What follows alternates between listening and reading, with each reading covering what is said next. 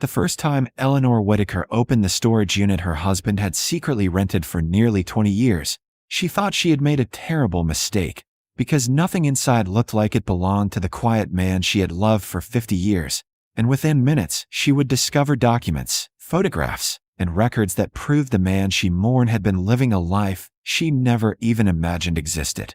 At 72, Eleanor believed the hardest part of life was already behind her. 3 months earlier she had buried her husband, Harold Whitaker, after a sudden stroke took him in the middle of an ordinary Tuesday afternoon. Harold had been the definition of predictable. For half a century, he woke at the same time every morning, drank the same black coffee at the same kitchen table, read the newspaper from front to back, and left the house twice a week claiming he had errands to run in the neighboring city. Eleanor never questioned it. Why would she? Their life in the small town of Fairhaven had always been simple, almost boring in the best way possible. Harold worked for decades as an accountant, the kind of careful man who balanced checkbooks down to the last cent and kept every receipt neatly filed. They raised 2 children, paid off their modest home, and settled into the quiet rhythm of retirement. After Harold died, Eleanor spent her days doing the slow, painful work of sorting through his belongings, a process that felt like reopening small pieces of grief every time she pulled open a drawer or unfolded one of his old shirts that still faintly smelled like his cologne. She thought she had seen everything there was to see until the letter arrived. It came in a plain white envelope addressed to Harold Whitaker, forwarded by the post office. At first Eleanor almost threw it away, assuming it was another advertisement or outdated bill, but the return address caught her eye: Harbor Stored Solutions. Confused, she opened it at the kitchen counter. Inside was a printed notice reminding Harold that payment for storage unit C17 was due at the end of the month. Eleanor frowned. A storage unit? Harold had never mentioned renting one, not once in 50 years. Their house already had a basement, an attic, and a small shed out back where he kept his tools. Why would he need a storage unit across town? She reread the letter twice, convinced there must be some kind of mistake, but the account number clearly listed Harold's name along with a rental history that stretched back nearly 2 decades. 20 years. Eleanor sat down slowly at the kitchen table, the paper trembling slightly in her hand as questions began piling up in her mind. What had he been storing there all this time? Why had he never told her? For several days she tried to ignore it, telling herself it was probably nothing more than old work files or equipment he had forgotten to cancel after retirement. But the idea gnawed at her constantly. Every time she passed Harold's empty chair in the living room, she wondered what else she might not have known about the man she had shared her entire adult life with. Finally, unable to stand the uncertainty any longer, Eleanor decided to visit the storage facility herself. On a cool Thursday morning, she drove across town, following the address printed on the notice until she reached a long row of beige metal buildings surrounded by a chain-link fence. The office manager was a young man who barely looked old enough to remember a world without smartphones. When Eleanor explained who she was, he checked the computer and nodded. "Yes, Mrs. Whitaker, your husband rented Unit C17 for a long time," he said, almost casually. "You're listed as the emergency contact, so you're allowed access." He handed her a small brass key attached to a plastic tag. Eleanor thanked him quietly and walked down the narrow corridor between rows of storage doors, each identical except for the number painted on the front. C13, C14, C15. Her heartbeat quickened as she approached the end of the row. C17. The door looked completely ordinary, gray metal, slightly scratched, with a small padlock hanging from the latch. But to Eleanor it suddenly felt like the entrance to a secret she wasn't sure she wanted to uncover. She stood there for nearly a full minute, staring at the number while a strange mixture of curiosity and dread filled her chest. Harold had always been such an open book, such a transparent man. What possible reason could he have had for keeping something hidden from her for 20 years? With a deep breath, she slid the key into the lock and turned it. The mechanism clicked open with a sharp metallic sound that echoed down the hallway. Slowly, Eleanor lifted the rolling door. She expected darkness, dust, maybe stacks of forgotten boxes. Instead, the sight that greeted her made her step backward in stunned silence. The storage unit wasn't packed with random belongings at all. It was organized, carefully, deliberately organized. There was a desk placed against the far wall. Filing cabinets lined one side of the room. Shelves held dozens of labeled boxes arranged in perfect rows. A corkboard covered the back wall, pinned with photographs, maps, and handwritten notes. Eleanor walked inside slowly, the concrete floor cool beneath her shoes as she tried to make sense of what she was seeing. This wasn't a storage unit. It looked more like a small private office. On the desk sat a laptop computer and several thick binders filled with paperwork. Curious and increasingly unsettled, Eleanor picked up one of the folders. The label on the front read, Family Assistance, 2012. Her confusion deepened. She opened the folder and stared at the first document inside. It was a printed form listing a family's name and address, and something written in Harold's familiar handwriting. Rent paid for March and April. Eleanor flipped through the rest of the pages.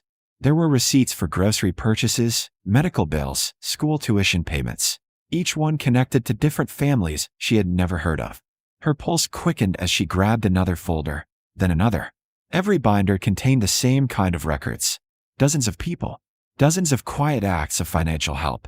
And then she noticed the photographs pinned to the corkboard. Smiling children, parents standing in front of modest homes, handwritten thank you cards taped beside them. One message read, You saved our family when we had nowhere else to go. Another said, We'll never forget what you did for us. Eleanor's hands began to tremble as a shocking realization slowly formed in her mind. For 20 years, while she believed her husband was simply running errands or meeting old co-workers in the city, Harold had been coming here, to this quiet storage unit, to organize something she had never known existed. A hidden operation, a private mission, a second life that had nothing to do with the quiet routine she thought defined him. And standing there in the middle of that small room, surrounded by the evidence of hundreds of secret acts of generosity, Eleanor Whitaker suddenly understood something that left her both amazed and deeply unsettled. The man she had loved for 50 years had been living a story she had never even known was being written. Eleanor Whitaker stood in the center of the storage unit, trying to process what she was seeing. The room was far too organized to be a place where someone simply stored old belongings. Filing cabinets lined one wall, shelves were stacked with neatly labeled boxes, and a desk sat beneath a corkboard covered in photographs and notes. None of it looked random. Everything had been arranged with the careful precision Harold had always shown in every part of his life. Slowly, Eleanor sat down in the chair at the desk and opened one of the binders in front of her. The label read Family Assistance, 2013. Inside were documents she never expected to find. There were eviction notices, rent receipts, medical bills, and handwritten notes, each connected to different families she had never heard of.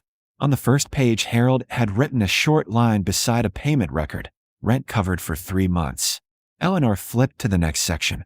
There were grocery receipts and a note that read, Food delivered weekly until job situation improves. Her heart began to pound as she reached for another binder. The pattern repeated itself again and again. Different names, different families, but always the same quiet action. Harold helping them when they had nowhere else to turn. Tucked inside several folders were letters. Eleanor picked one up carefully and unfolded it. Tom, we'll never forget what you did for us, it read. When the landlord said we had to leave, we thought we were going to lose everything. You paid the rent and never even told us your full name. Our kids still have their home because of you. Eleanor stared at the signature at the bottom, the Ramirez family. She slowly placed the letter back and opened another.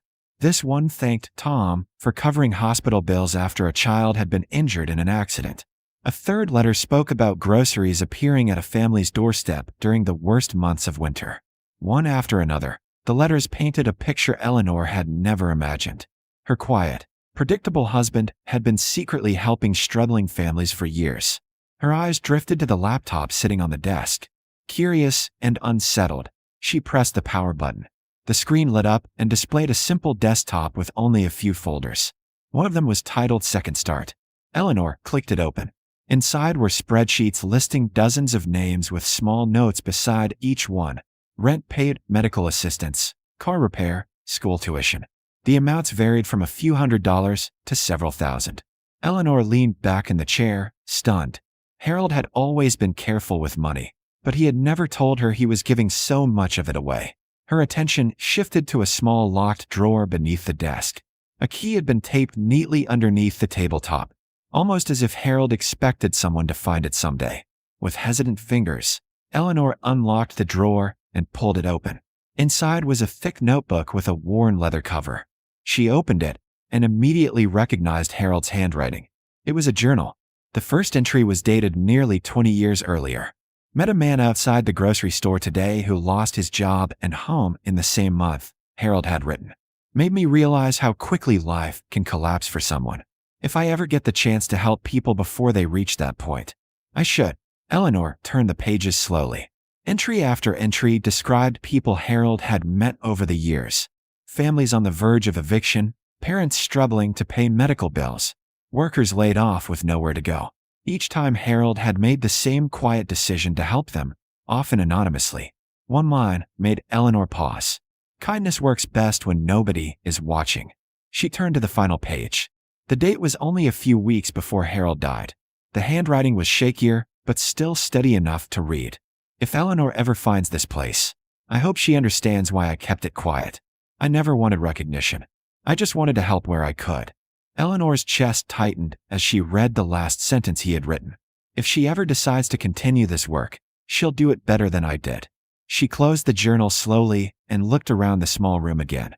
For 50 years, she thought she knew everything about Harold Whitaker. But now she realized the truth was far more complicated and far more extraordinary. Her husband hadn't just been running errands all those Tuesdays. He had been quietly changing lives. And now, sitting alone inside storage unit C17, Eleanor began to understand something that both amazed and frightened her. Harold hadn't only left behind a secret life. He had left behind something else. A mission she might now have to decide whether to continue. Eleanor Whitaker sat quietly in the small storage unit for a long time after closing Harold's journal. The silence around her felt different now. When she first opened the door, the room had seemed like a mystery, almost like evidence of a stranger's life. But the more she looked around, the more she could see Harold in every detail. The careful labels on the boxes, the neatly stacked folders, the organized records tracking every dollar he had given to help someone else. This had not been a sudden project or a passing hobby. It had been a quiet mission that had lasted nearly 20 years. And now, somehow, it had been left to her. Over the next few days, Eleanor returned to storage unit C17 again and again. At first, she simply organized the files Harold had left behind. But as she read through the folders more carefully, she noticed something that troubled her. Some of the families Harold had helped were still listed with recent notes. Some addresses were still active. Some situations clearly weren't fully resolved. Harold had planned to keep helping them. One afternoon, Eleanor found a folder about a young mother named Danielle who had nearly lost her apartment after unexpected medical bills. Harold had paid 2 months of rent while she searched for a better job. The last note in the file simply read, "Follow up next month." Eleanor stared at the words for a long time. Harold had never gotten the chance to do that follow-up, but she could. The next morning, Eleanor wrote her first check from the account Harold had used for his quiet work. It felt strange at first, almost like stepping into someone else's life. But when she delivered the payment to Danielle's landlord anonymously, just as Harold had always done, something inside her settled. For the first time since Harold's death, the emptiness she carried felt slightly lighter. Weeks turned into months. Eleanor continued visiting the storage unit, updating Harold's records and helping the families he had once supported. She followed the same simple rule he had written in his journal. Kindness works best when nobody is watching. Word slowly spread through the community about mysterious help that appeared exactly when people needed it most. Rent payments arrived just before eviction notices. Grocery deliveries appeared during difficult weeks. School fees were quietly covered for children whose parents were struggling. No one knew where the help was coming from. Eleanor preferred it that way. One evening, nearly a year after opening the storage unit for the first time, she stood inside the small room again.